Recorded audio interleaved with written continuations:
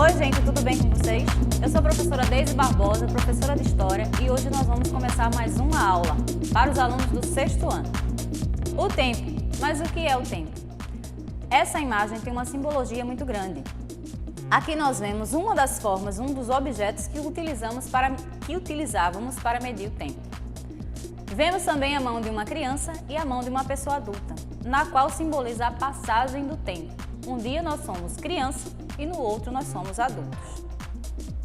Os seres humanos desenvolveram diversas formas de registrar a passagem do tempo. No início, ao observar a posição do Sol e assim também como a posição da Lua. Desde a antiguidade, o céu vem sendo usado como mapa, calendário e relógio. Os registros astronômicos mais antigos datam de aproximadamente 3.000 anos antes de Cristo e se devem aos chineses, babilônios, assírios e egípcios.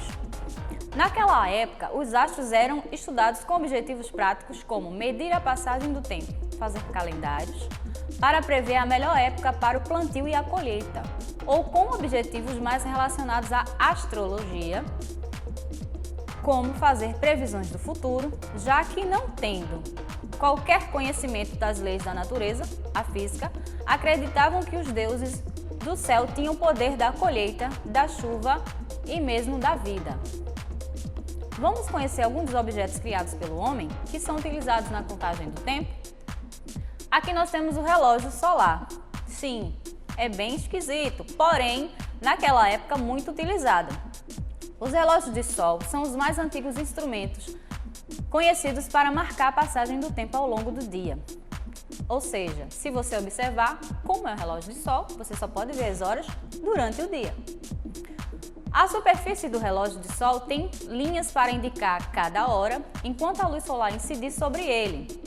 Conforme o sol se movimenta no céu, um bastão elevado desse relógio faz sombra sobre essas linhas. A posição da sombra é que mostra a hora. Se você observar aí, nós temos alguns algarismos romanos demonstrando essa hora. Nós vemos aí que o pêndulozinho que existe nesse relógio solar está com a sombra do Sol sobre o número 10. Isso significa dizer que são 10 horas. Aqui nós temos a ampulheta, também conhecida como relógio de areia. Acredita-se que a primeira vez que a ideia de ampulheta surgiu foi no século VIII. Um monge chamado Liutprand apresentou um modelo para que a Catedral de Chartres, na França, pudesse ser utilizada pela primeira vez. As ampulhetas são consideradas uma das primeiras formas de medir o tempo. Elas foram criadas para este propósito, já que na época não existiam relógios menores que pudessem ser facilmente transportados. Por ter sempre a mesma quantidade de areia, a ampulheta sempre mede um período fixo de tempo. Ele pode ser de 1 minuto, 1 hora ou até mesmo um dia. Portanto, se a sua intenção for marcar o tempo entre o período e outro, o relógio de areia não é indicado para isso. Porque da maneira que está aí, sempre que a areiazinha que contém do vidro cai, ela é virada de ponta cabeça para medir novamente aquele período de tempo.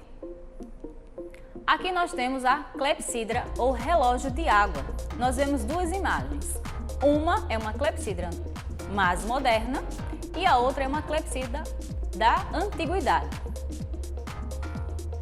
A clepsidra trata-se de um dispositivo movido a água que funciona por gravidade.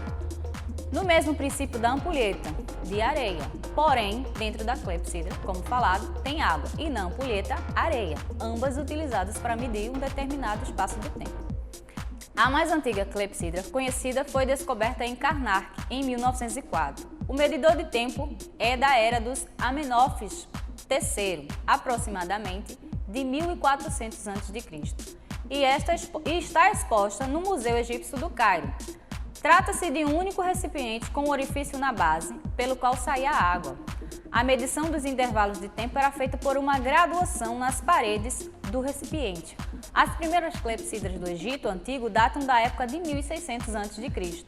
Formada por dois vasos comunicantes e com marcações, era usada pelos antigos romanos e gregos para marcar a passagem do tempo.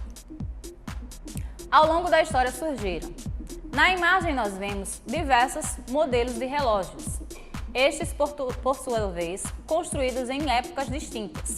Na primeira imagem nós podemos observar um relógio de bolso, na segunda um relógio de pêndulo, na terceira um relógio de pulso e na quarta um relógio também de pulso, porém digital. O relógio. Nele nós podemos registrar as horas, minutos e segundos. Os relógios são utilizados desde a antiguidade, em vários formatos. A história conta que os primeiros surgiram na Judéia em torno do ano 600 a.C. Séculos depois, por volta de 1500, Peter Hellen, em Nuremberg, uma cidade ao norte da Bavária, na Alemanha, fabricou o primeiro relógio de pulso. 95 anos depois, Galileu Galilei descobre o isocronismo. Os relógios mecânicos surgem e juntam uma variedade de técnicas de registro da passagem do tempo. Os primeiros relógios utilizados foram os de bolso. Estes, por sua vez, eram considerados de grande valor. Verdadeiras joias, apenas a aristocracia possuía, devido ao seu alto valor. O calendário. Com ele nós podemos entender o que é dia, mês e ano. Nós vemos aqui a imagem de dois calendários da antiguidade e um calendário atual. No primeiro calendário nós vemos o calendário judeu e ao lado dele o calendário egípcio. E na próxima imagem nós vemos também o calendário da nossa época atual, a qual nós podemos principalmente identificar a data, ao dia que nós estamos, o mês e o ano. Outra coisa também que é importante notar é que nos calendários de hoje nós encontramos datas comemorativas, feriados nacionais e internacionais. Existem diversos calendários, vamos conhecer? Nós temos aqui o calendário solar. A história e a origem do calendário tem início com a necessidade de organizar o tempo, de registrar a evolução, bem como de comemorar em datas fixas. Os especialistas acreditam que ele teve origem com os sumérios, povo da Mesopotâmia, em 2700 a.C. Era composto por 12 meses lunares, com 29 ou 30 dias, no total de 354 no ano. O ciclo solar trazia mais dificuldades de observação, visto que as lunações são mais curtas. Por isso, o calendário com base solar foi mais difícil de ser estudado. Ele foi criado pelos egípcios e tinha 365 dias, dividido em 12 meses, com 30 dias e mais 5 dias acrescidos no final do ano. Não havia ano bissexto e os meses eram divididos em 3 estações: inundação, inverno e verão. O calendário chinês. O calendário chinês é lunisolar, isso mesmo, a junção do Sol e da Lua. Ou seja, ele é considerado tanto no ciclo solar como no ciclo lunar. É formado por ciclos de 12 anos, que tem início no mês de fevereiro, portanto, marca a entrada do novo ano chinês. Ao contrário do calendário ocidental, que atribui um signo a cada mês, os animais do horóscopo chinês não estão relacionados aos meses do ano, mas sim aos anos. Ou seja, todo ano tem um símbolo diferente do horóscopo, ou seja, a cada ano um animal é representado.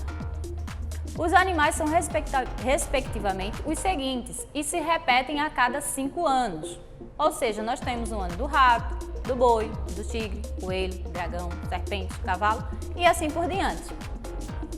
Calendário Maia, remota a 550 anos antes de Cristo e é composto por 2 calendários, o Raabe, que é o calendário civil, e o Tzolk'in, que é o calendário sagrado.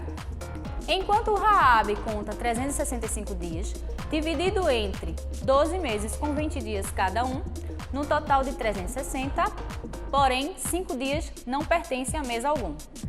O Tzolk'in conta com 260 dias, dividido em 3 grupos de meses com 20 dias. Em cada dia é contado de 1 a 13.